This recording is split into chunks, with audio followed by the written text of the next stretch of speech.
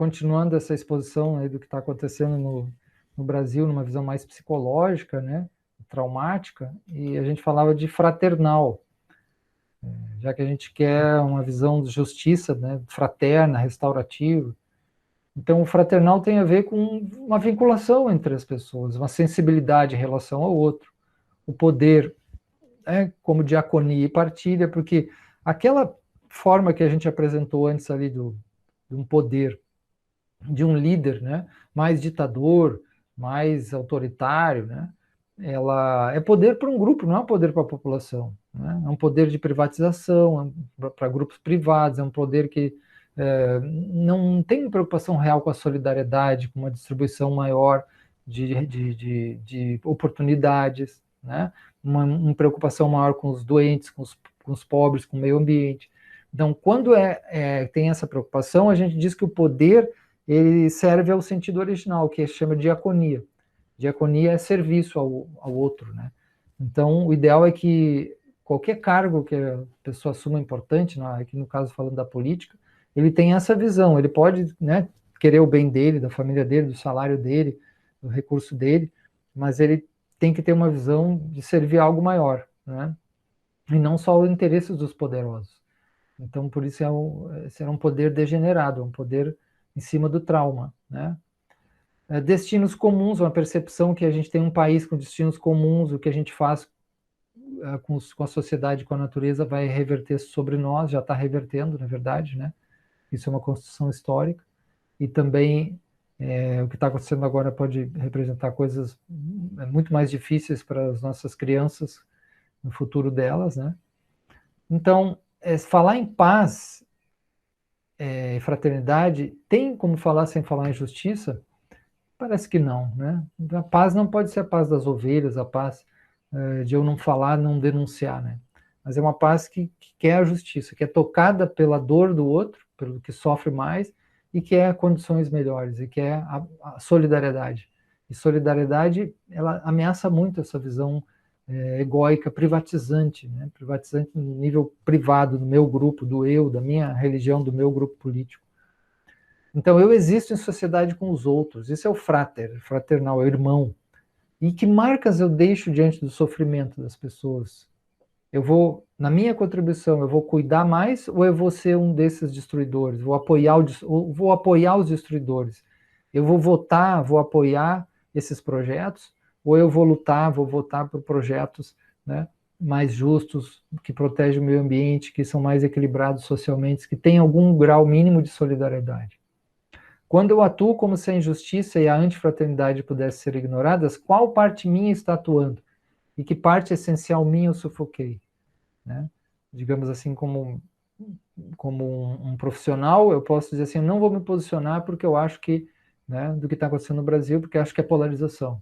Né? Então eu não me posiciono. O que na verdade eu estou fazendo? Eu estou querendo não me arriscar a perder cliente, porque tem cliente que votou nesse projeto. Então, isso pode ser uma grande irresponsabilidade, porque eu estou deixando também de tomar uma posição e dizer, olha, está acontecendo uma injustiça, tem isso, isso. Não interessa se votou nisso ou naquele. Isso eu vejo que está errado, vamos corrigir isso, né? Então, uma coisa é polarização, que é briga, que você entra, né, na cega, sem consciência, olhando o outro como inimigo. Mas eu não posso considerar a polarização, por exemplo, como eu vi uma tirinha, né, na internet, assim, tinha uma pessoa de esquerda ali, né, dizendo que a Terra é redonda, né? Aí o outro de extrema direita diz a Terra é plana, né? Aí lá embaixo sai no site de notícias polarização e um ponto de exclamação. Então a gente tem que ter limites, né? Uma coisa é o bom senso mínimo de proteção da vida, do meio ambiente, dos direitos humanos, que isso não é uma questão particular, isso é uma questão da humanidade, né? Os direitos humanos, os direitos são universais, da humanidade, né? As condições mínimas para uma sociedade funcionar. Quando a gente produz tanta pobreza assim, essa pobreza vai reverter sobre todo mundo. As pessoas não vão conseguir mais viver, vão precisar de 1000 proteções para sobreviver. Então, não é melhor a gente ter condições um pouco mais de resgate social e equilíbrio para essas pessoas, né, para a gente ter um país melhor? Bom, são questões muito desafiadoras, mas isso é o fraternal. O fraternal, ele se liga à sensibilidade, ao coração, à coragem também, de luta pela justiça. E vai cuidar o trauma social, vai tentar não polarizar, criar um outro como inimigo. Então, eu posso dizer que essas ideias destrutivas, eu tenho, né, elas são minhas inimigas, mas não a pessoa. Né? Então, eu vou combater as ideias destrutivas, as ações destrutivas, vou denunciar, que é o profeta faz isso, né? Fala a favor, ele denuncia a injustiça e anuncia o que ele acha justiça, né? E aí isso ele faz dentro de um coletivo, né? Então, como construir a cultura da fraternidade sem se confrontar com a destrutividade e negatividade do sistema maior? Qual é o lugar da fome, da violência, do negacionismo, da estupidez? Nossa forma de ser tem incorporado muita violência, principalmente a forma de ser burguesa, né, que cria uma indiferença ao sofrimento. Falar de fraternidade e paz não pode ser esconder, sufocar, né, e atuar como compensação traumática do que vivemos. O sofrimento não pode ser banalizado, é um grande risco já denunciado desde a época do nazismo, a banalização do mal. Nós não podemos banalizar esse mal terrível que está acontecendo. Nosso modo de ser e trabalhar, como incide no coletivo, na polis, né, na cidade, no grupo, na educação, na política. Nós estamos vendo uma época de fake news, né, de muita aparência, né, que muitas vezes não quer entrar nos sentimentos mais profundos do sistema. Por quê? Porque são dolorosos, né? E aí a paralisia vira modo de ser de muita gente. E o sobrevivencial nos captura. Essa parte sobrevivencial nos congela, captura, e eu não falo, ainda mais em época de pandemia, que a gente tem que ficar mais em casa mesmo. Né? Paz só faz sentido como luta num ambiente desse. De outro modo, é uma paralisia. Né? E o modo de esconder esse trauma social, né? Principalmente pela pobreza. Fraternidade envolve novas formas de vida, potências de movimento, resistência, grupos, esperança de querer continuar a vida, pois o mundo é construção. Então, isso que a gente está vivendo é um período só. Né? Isso tudo vai passar, porque ele não responde ao mais profundo da sobrevivência humana, da manutenção da vida humana e natural. Só a nossa questão é o tempo, como dizem os ecologistas. Né? A gente precisa correr contra o tempo. E essas novas formas de vida são lindas, são formas de organização social, ambiental, de habitação sustentáveis, de economias solidárias, de maior distribuição de renda, de oportunidade para as pessoas, de apostar na criatividade das pessoas, de um sistema punitivo diferenciado, restaurativo, né, como a justiça restaurativa, de um modelo de comunicação diferenciado, de uma espiritualidade mais amorosa, né, que a gente possa encontrar esse caminho mais profundo do coração. Então, são muitos meios que não aparecem, tá? Aparece muito pouco na mídia, né? Mas que estão também acontecendo. Então, lutar pela justiça não é diferente de polarização. Nessa luta, claro que pode haver polarização, de eu olhar o outro como mal e cair nessa briga e ficar lá dois grupos tentando se degladiar. Mas uma coisa é lutar pela justiça, né? Com respeito ao outro, com lucidez, com tentativa de diálogo, né? Não visando, não acionando aquela vontade de extermínio, né? do mal, da dor, impingir dor ao outro, porque que ele sofra, né? Então isso é entrar na lógica dos perpetradores, dos agressores, né? Que se polarizaram para colocar o mal-estar do sistema coletivo, trauma coletivo para fora, em cima de alguém. E se você é esse alguém, então cuidado, né? Mas também não tem muito como escapar disso. Todo mundo vai ser. Eu vejo, por exemplo, as coisas mais absurdas. Às vezes eu vi no YouTube algumas palestras sobre o amor, sobre coisas super interessantes. Vai um monte de gente dando dislike, as coisas, projetos sociais lindíssimos, as pessoas lá embaixo fazendo comentário. Você não consegue entender muito bem a cabeça das pessoas apenas de uma forma objetiva, racional, né? Então, vamos um pouquinho mais sobre essa questão aí dessas perguntas ameaçadoras, confrontadoras, se ligam à nossa fraternidade. Fraternidade, paz, bem-estar, cura do sistema, que é o que precisa muito, né? Liberdade interior e direitos à vida e felicidade somente para alguns poucos? É outra pergunta importante a fazer, né? Como estender isso também, né, essas coisas boas para mais pessoas. O que nos move ao sucesso e nos demove de se posicionar e atuar nos sofrimentos mais dolorosos das pessoas. Né? Então, projetos individualistas em sociedades traumatizadas, até as que usam, né, já que eu estava falando de constelação familiar, que usam sistemas terapêuticos familiares, né, falam de paz, são suficientes. Projetos individualistas, né, são suficientes uma sociedade assim? Até que ponto pode ser alienantes da compaixão real do self? Uma sociedade assim é a da privação, da propriedade privada, da privatização, ou seja, eu privo um grande grupo para acumular em megagrupos. Então, uma sociedade traumatizante, destrutiva, que eu vou privar cada vez mais pessoas.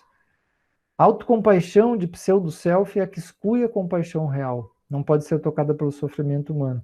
Então, a pergunta, você está disposto a soltar a obsessão pelo seu ego, pelas suas partes sobrevivenciais? Não significa que eu não vou cuidar de mim, vou querer meu dinheiro, não. Mas significa que eu vou abrir um espaço no meu narcisismo traumatizado que me domina. E aí vou ver uma vida mais inteira, né? Para além do meu matar ou morrer do meu ego.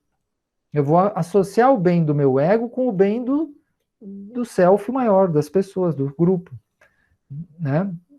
E aí eu provoco as pessoas aqui dizendo, eu não quero sim imediato das pessoas que ouvirem isso, porque isso é um processo, né? Mas que deu o sim aquilo que é o mais profundo da sua família, né? Que é uma ideia de vinculação, né? De como manter a vida. Um pouquinho de amor concreto, de aceitação maior da vida, né?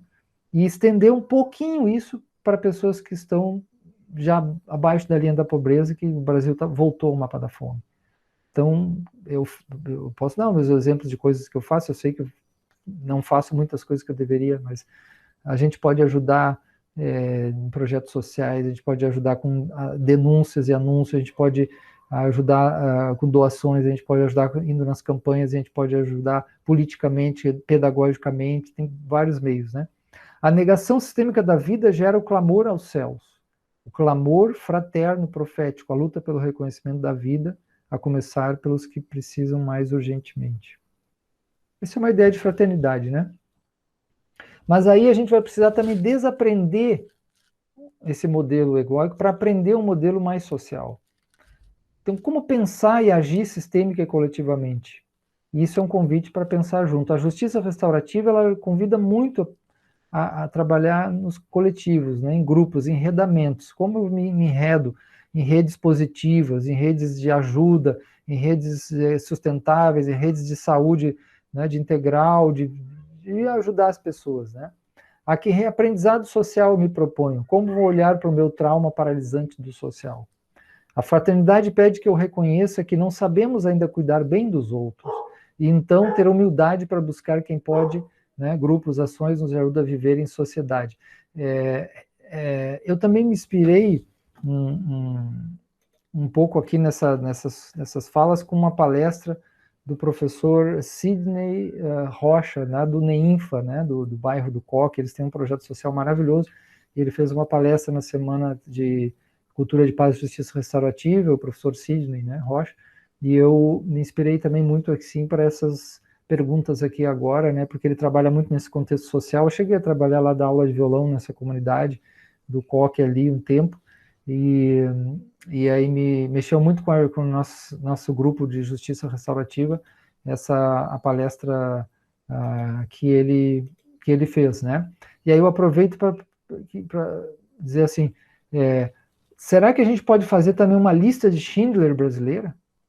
Vocês devem saber, né, o filme maravilhoso, né, e doloroso, Lista de Schindler, que ele salvou milhares de pessoas. Será que esses pequenos projetos, a nossa forma de organização, do que acontece, por exemplo, no Armazém do Campo, no que acontece das pessoas que se organizam para ajudar na pandemia, a área de saúde, agentes de saúde, as favelas, será que eles não estão fazendo uma lista de Schindler? Eles estão salvando pessoas, né, que os políticos poderiam fazer. Mas no caso do governo brasileiro foi uma lista de Schindler, ao contrário, foi uma lista de Hitler, né? Porque pelo menos 150 mil pessoas morreram devido a esse negacionismo, a essa falta de vacinas e a esse atraso de meses, né, de negação e de apoio contra a prevenção, contra máscaras, contra tudo isso. Então, foi uma lista de Schindler ao contrário. Então, essas pessoas que estão trabalhando no produto social estão fazendo uma lista de Schindler brasileira. Né? Essas pessoas que estão trabalhando pelo prevenção, pelas máscaras, estão tentando ajudar, elas estão fazendo uma lista de Schindler brasileira, de salvar pessoas. Né? Então, é algo muito positivo. Né? Bom,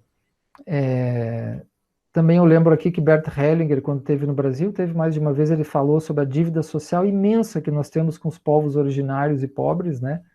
Então isso tem tudo a ver com o que eu estou falando aqui, só que foi a outra aula sobre visão sistêmica dos conflitos, né? Agora é mais a questão do trauma social. O próprio Maté, né, o Gabor Maté, um dos maiores especialistas de trauma no filme Wisdom of Trauma, que é brilhante, Sabedoria do Trauma, ele aponta claramente os líderes que encarnaram a destrutividade coletiva traumatizada, e Bolsonaro ele mostra lá no filme como um desses, ele mostra Trump, né, então ele sabe do trauma coletivo, ele sabe que isso provoca o que Franz Rupert também denunciou, só que Franz Rupert escreveu aquele livro antes da era Bolsonaro, e o Maté já conheceu a era Bolsonaro, por isso que é um dos maiores cientistas do trauma no mundo hoje, né, Gabor Maté, e ele cita Bolsonaro também, vários estão sabendo do que acontece no Brasil. O Richard Schwartz também sabe, né, igualmente aponta as dimensões sombrias, é o pai da sistemas familiares internos, e fala do extremismo da extrema-direita no mundo, no Brasil e aqui e nos Estados Unidos também. Mas eu digo, o que os nossos mestres, né, falam aqui? Eu coloco o Rupert, coloco o Hellinger, coloco o Dalai Lama, coloco, né, o Leonardo Boff, poderia colocar aqui Cristo também. Parece que eles vão numa outra direção, né? Eles vão na direção da fraternidade e não do negacionismo, da morte do outro, da destruição da vida, né? Os mestres ensinam a dizer o sim à vida, ao amor, à compaixão, e não ao ódio e a esse discurso extremista que a gente está vendo no Brasil. Então, contra o ódio e o congelamento traumático, a antifraternidade que nos habita, as ações pela vida, né? Os protestos, aqui é foto dos trabalhos que o Armazém do Campo faz pelo Brasil, só aqui em Recife distribuiu mais de 200 mil marmitas para os pobres, solidárias, formação de agentes de saúde, né, orgânicos, é um trabalho muito lindo, que os Sem Terra fazem pelo Brasil há muito tempo, e agora mais ainda, as formas de ação ecológica. Aqui o padre Júlio Lancelotti, que é um exemplo mundial de opção pelos pobres, né, pelos sem-teto. O trabalho dele chegou a receber ameaça de morte, mas ele é muito querido no mundo inteiro, né? Olha que inspiração que é para nós. Lá atrás está também a Irmã Dulce, né, canonizada, que é um exemplo de ação pelos pobres também, que vai no contrário desse movimento de ódio que a gente vive no Brasil. As Senhoras do Coque, aqui da favela do Coque, muito lindo movimento. Tantos movimentos, eu só estou citando aqui a Justiça Restaurativa, os círculos de Paulo Freire, os círculos de pedagógicos. Então, esses encontros, esses enredamentos positivos, o tecido social, a educação conjunta, a compaixão na prática efetiva, né? Quanta coisa bonita acontecendo, e a tendência é que só vai aumentar, porque a necessidade de cura desse sistema destrutivo é muito grande, de acabar com tanta polarização, acabar com esses extremismos, negacionismo, discurso de ódio, né? As pedagogias participativas, a conscientização, o papel das escolas, né? O papel da cultura ética, né, da valorização do ser humano, das diferenças, das famílias, das raças, das sexualidades diferentes, tudo isso é lindo que a gente pode fazer, né? O lúdico, o aspecto cultural, artístico, é muito lindo. A gente precisa disso, e agora quando acabar essa pandemia, isso vai crescer de uma forma estrondosa, eu acredito. A sustentabilidade, as moradias sustentáveis, as formas de organização coletiva, onde você reencontra o fluxo da vida, né? Onde você toca a terra, onde você planta, onde você colhe o seu alimento. É lindo, né? Eu tenho uma participação num projeto aqui em Aldeia sustentável desse tipo, né? O cultivo das fraternidades, né? Isso são coisas muito bonitas aí. Então, é um pouco isso que eu deixo para hoje para vocês, pessoal, né? Desejando aí muita paz e justiça.